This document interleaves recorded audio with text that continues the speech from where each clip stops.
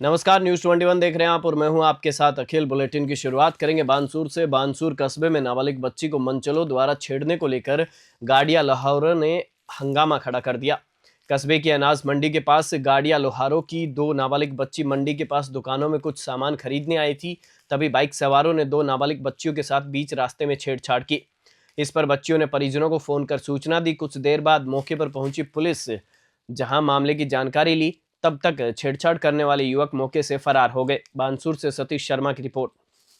भरतपुर जिले के वैर कस्बे के भोड़ा गांव चारागाह पर अवैध खनन की रोकथाम के लिए धरना दे रहे ग्रामीणों के पास पहुंचे सांसद भजनलाल जाटव ने ग्रामीणों की समस्या सुनी और उनसे बातचीत की और कहा कि संविधान के अनुसार आंदोलन करना सबका अधिकार है, लेकिन वार्ता करके ही इसका हल निकाला जा सकता है। तानाशाही से कभी समाधान नहीं हो सकता। सांसद भजनलाल जाटव ने प्रेस वार्ता में क्या कुछ कहा, देखिए भरतपुर से ब्यूरो चीफ राकेश तंवर की साथ विनीत कुमार की इस रिपोर्ट में। आज लगातार 25-26 दिन से भोना गांव एवं आसपास के ग्रामवासी अपनी कुछ गांव की एरिया की समस्याओं को लेकर धरना प्रदर्शन कर रहे थे और पुलिस ने आज सुबह 3 बजे तड़के जो कड़ाके की ठंड है उस ठंड के अंदर जो धरने पर बैठे थे 5 से 10 लोगों को जो रात में सो रहे थे उनको बर्बरत तरीक़ा से उनकी पिटाई की, उनके साथ दुर्व्यवहार किया और यहाँ तक कि एक महिला वहाँ पर जो थी उसकी लात घूंसों से पिटाई की गई। जबकि बाबा साहब भीमराव अंबेडकर ने संविधान में हमें प्रावधान दिया है संविधान के अंदर कि हम लोग धरना प्रदर्शन हमारे अधिकारों की रक्षा के लिए कर सकते हैं, परंतु प्रशासन और पुलिस की मिलीभगत से उनको दबाव डालने के लिए कि आप लोग आंदोलन ख़त्म करो और नहीं तो आपको हम लोग मुकदमे ठोक देंगे। उनके बच्चों को डराया जा रहा है, उनके माता पिताओं को डराया जा रहा है, गांव की महिलाओं को धमकी दी जा रही है, उनके रिश्तेदारों को धमकी दी जा रही है। लोकतंत्र में ऐसे कभी नहीं चलता। सही को सही प्रशासन ने ही सीमा ज्ञान कराया और प्रशासन ने कहा कि ये भूमि चारागाह की है।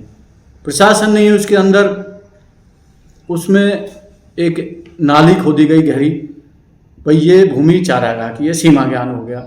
और उसके उपरांत पुलिस उस वहाँ के लोगों पर अत्याचार कर रही है। मैं निश्चित तौर पर ये कहना चाहता हूँ कि जो आसपास के ग्रामीणों का जो साथ देना चाहिए था, साथ उनका देना चाहिए, परंतु उनका साथ ना देकर वहाँ के और कोई व्यक्ति है क्रेशर जोन का, उसका साथ दे रही है। निश्चित तौर पर यह कहीं ना कहीं भ्रष्टाचार का खेल है। इसमें सभी लोग लिप्त हैं, कार्रवाई नहीं हो रही है और अभी हम अधिकारियों से बात कर रहे हैं, संतुष्टपूर्वक कोई जवाब नहीं दे पा रहा है। जो सुशासन की भारतीय जनता पार्टी कहने वाली सरकार के हम सुशासन देंगे, ऐसा सुशासन मुझे लगता है जनता को नहीं चाहिए। तो मैं आप लोगों को के माध्यम से मांग करता हूं कि सरकार जागे और उन जो निर्दोष लोग हैं उनको रिहा करे, नहीं तो आगे जो भी लोग आंदोलन करेंगे, यहाँ पर जो कानून व्यवस्था खराब होती है वो प्रशासन और पुलिस की जिम्मेदारी है। कभी भी हमारी सरकार थी, कांग्रेस पार्टी की सरकार थी, लोगों ने ट्रेनें रोकी, हमारे यहाँ गुर्जर समाज का आंदोलन हुआ, हमारे यहाँ अन्य समाजों के आंदोलन हुए, परंतु कभी किसी को एक चोट तक नहीं आई। रेल की पटरियाँ उखाड़ी, बसें रोकी गई, पर किसी को एक चोट तक नहीं आई, किसी को गिरफ्तार तक नहीं किया। उसे कहते हैं लोकतंत्र की सुंदरता।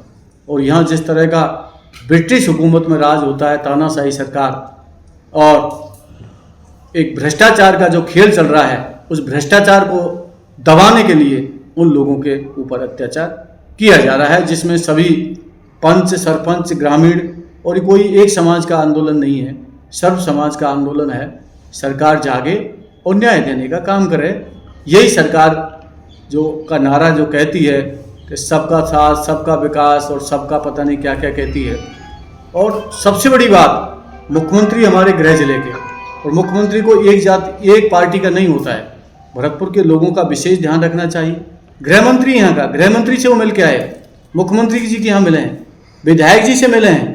और विधायक जी की तो मुझे लगता है लोग यहाँ ठंड में सिकुड़ रहे हैं और उनकी पार्टियाँ चल रही हैं। जनता यहाँ मर रही है और तरस रही है, बिजली नहीं आ रही है, बिजली से परेशान है। हर तरह से पुलिस में थानों के अंदर जो भ्रष्टाचार चल रहा है, मुझे लगता है आज तक इतिहास में ऐसा कभी नहीं हुआ। मैंने अभी एक लेटर पैड देखा था जिसमें पंचायत समिति के सारे पंचायत समिति के विकास अधिकारियों को जेई पता नहीं क्या वो एलडीसी उनका ट्रांसफर कर दिया।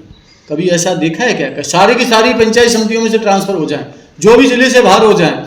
मुझे लगता है कहीं ना कहीं उगाही चल रही है, ब्लैकमेलिंग है, ट्रांसफर्मों का गोरख धंधा चल रहा है और यहाँ आने का जनता परेशान है। तो मैं चाहता हूँ सरकार इन लोगों की बात सुने और इनको न्याय देने का। सोजत शहर में शनिवार को हुई बारिश के बाद रविवार को कड़ाके की ठंड का असर देखा गया और 11 बजे तक पूरा शहर कोहरे के आगोश में छिपा नजर आया, जिससे विजिबिलिटी 50 मीटर से भी कम हो गई। वहीं बाजार में व्यापारी जगह जगह अलाव तापते नजर आए। किसानों के लिए यह मौसम वरदान साबित हो रहा है। सोजत और आसपास के ग्रामीण क्षेत्रों में रबी की फसलें सरसों, चना और तारामीरा अच्छी स्थिति में है। गेहूं की बुआई भी तेजी से चल रही है। किसानों का अनुमान है कि इस बार अच्छी फसल से अनाज की कीमतें कम हो सकती हैं। सोजत सिटी से नथाराम बोराना की रिपोर्ट। सिरोही के आबू रोड में चोरों के हौसले बुलंद होते नजर आ रहे हैं। गांधीनगर में 3 जगहों पर मकान में चोरों ने सेंधमारी करते हुए चोरी की वारदात को अंजाम दिया।